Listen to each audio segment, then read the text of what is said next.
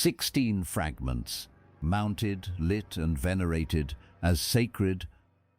Every single one was a forgery. But the question no one asked is who knew? Welcome to the science of the unexplained. I want to take you into the space between belief and deliberate deception.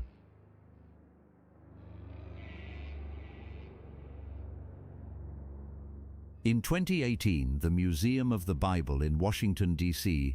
displayed 16 fragments it called Dead Sea Scrolls, physical pieces of the most significant biblical manuscripts ever found. Every single one of them was fake. But the question that keeps scholars awake isn't how the forgeries got in, it's what they were hiding about the real ones. You've probably assumed the Dead Sea Scrolls are a solved story. Ancient texts discovered in 1947, authenticated by generations of experts, now safely preserved in Jerusalem's Shrine of the Book. Here's why the evidence doesn't support that assumption, and why a forgery scandal at a Washington museum tore the whole picture open. The original Dead Sea Scrolls surfaced in 1947 when a Bedouin shepherd, Muhammad ed-Dib, stumbled into a cave at Qumran near the northwestern shore of the Dead Sea, and what he found rewrote the timeline of the Bible. Over the following decade, excavations across 11 caves yielded roughly 900 manuscripts, the oldest known copies of nearly every book of the Hebrew Bible, predating the previously oldest known texts by 1,000 years. That gap alone should unsettle you. 1,000 years in which scribes copied and recopied the scriptures, and we had no way to check their work. For 50 years, access to the full scroll corpus was restricted to a small committee of scholars, fueling accusations of suppression that theologian Geza Vermes in the Dead Sea Scrolls Qumran in Perspective 1977 called an academic scandal.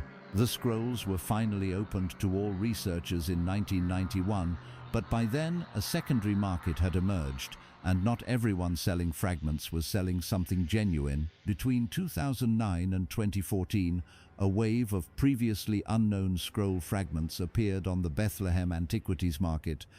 Dozens were purchased by Western collectors, including the Green family, evangelical owners of the Hobby Lobby craft chain, who were simultaneously funding a $500 million Bible museum in the nation's capital. The museum's own curators would later admit they could not fully account for where every piece came from, which raises a question that cuts deeper than provenance. If you cannot trace where a fragment has been, how do you know what it actually is? The Museum of the Bible opened in November 2017, 2 blocks from the National Mall, with its fragment collection displayed as a centerpiece. The 16 pieces were mounted and lit. Visitors stood close. Plaques cited ancient Judean caves. Papyrologist Kipp Davis of Trinity Western University had been suspicious for years, working with a team that included Emmanuel Tov, the Hebrew University scholar who served as editor-in-chief of the Dead Sea Scrolls publication project. Davis examined photographs of the museum's fragments and flagged problems. The letter formations looked wrong. The ink sat differently on the surface than it did on authenticated Qumran material. In a 2017 paper, Davis identified at least 5 of the museum's fragments as likely modern forgeries before the museum had commissioned a single materials test. The Museum of the Bible responded by hiring the German Federal Institute for Materials Research and Testing, the BAM, to conduct independent analysis. The results came back in 2020. All 16 fragments failed. The BAM's report, made publicly available, found that the ink in multiple fragments had been applied to ancient leather, genuine old material, but the writing itself was modern. Someone had sourced ancient blank parchment, possibly from damaged or uninscribed sections of legitimate artifacts, and written on it with artificially aged ink. The forgeries weren't crude, they were engineered to pass casual inspection and even some scholarly review. Art fraud investigator Colette Loll, founder of Art Fraud Insights and lead investigator on the museum's 2020 report, described the operation as sophisticated. The forgers understood enough about scroll morphology to fake the surface damage patterns that authentic fragments show after 2,000 years. They knew what experts looked for, which meant almost certainly they had studied the real ones. The Museum of the Bible issued a public statement acknowledging the findings and removed all 16 pieces. The Green family's broader antiquities history came under simultaneous scrutiny.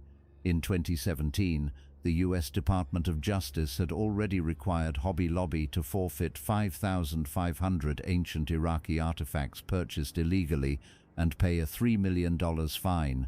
The forgery scandal did not exist in a vacuum.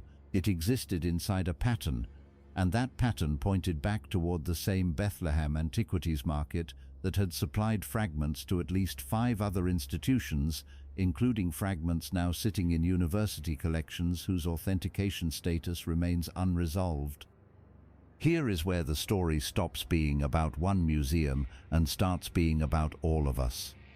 The Dead Sea Scrolls held at the Israel Antiquities Authority, the authenticated core corpus, have been subjected to decades of rigorous analysis. Radiocarbon dating, conducted on samples from the scrolls as early as 1991 by researchers including Giorgia Bonanni at the Swiss Federal Institute of Technology, confirmed dates ranging from the 3rd century BCE to the 1st century CE. Paleographic analysis by Frank Moore Cross of Harvard University established a typology of ancient Hebrew scripts that remains the field's foundation. The core collection is real, on that scholars agree. But the BAM investigation into the Museum of the Bible fragments exposed something the field had quietly acknowledged for years. Authentication of Dead Sea Scroll material is not a standardized process.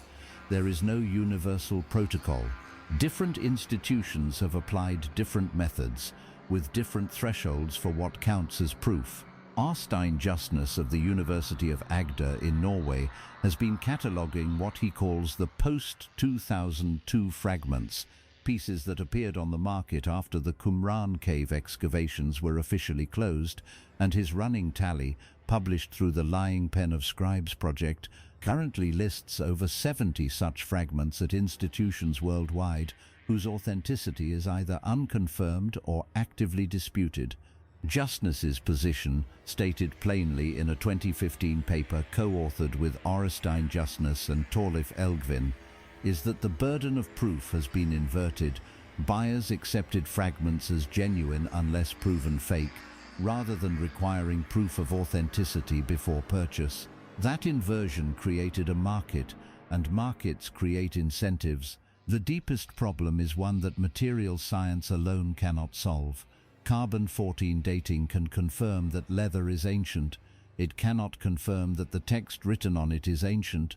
Ink analysis can detect modern compounds, but a sophisticated forger using period-appropriate materials, iron gall ink, genuine ancient skin, leaves a signature that current techniques may not catch. Art fraud investigator Colette Lowell stated in her 2020 report that the Museum of the Bible case should prompt a field-wide review, not just an institutional one. That review has not happened at scale, and here is the weight of what that means. If even one authenticated fragment in a major collection turns out to be forged, not the museum's discards, but a piece in the canonical corpus, it would not just change a footnote. It would reopen questions about the transmission of the biblical text that scholars spent the last 70 years believing the scrolls had settled.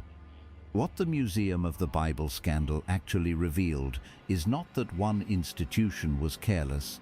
It revealed that the entire system for authenticating the most important manuscripts in Western religious history was built on trust in provenance, a chain of custody, more than on science. And that chain, in the post-2002 market, was broken before the first purchase was ever made. We now understand something we didn't before the BAM report. The authentic scrolls and the forged ones asked to be believed in exactly the same way. The difference between them wasn't visible to the eye. It required instruments, specialists, and a willingness to consider that the object in the display case might not be what the label says. The real Dead Sea Scrolls remain among the most extraordinary documents in human history. The evidence for the core collection is overwhelming, but Arsten Justness's catalogue of 70-plus disputed post-2002 fragments scattered across universities and private collections has never been resolved. If forgers successfully passed modern text on ancient material through the review of credentialed scholars, what does that tell us about the standard of evidence we've accepted for the fragments we haven't yet tested? The next mystery we investigate involves an artifact that was never bought, only found. And what was found raises questions no materials test can answer.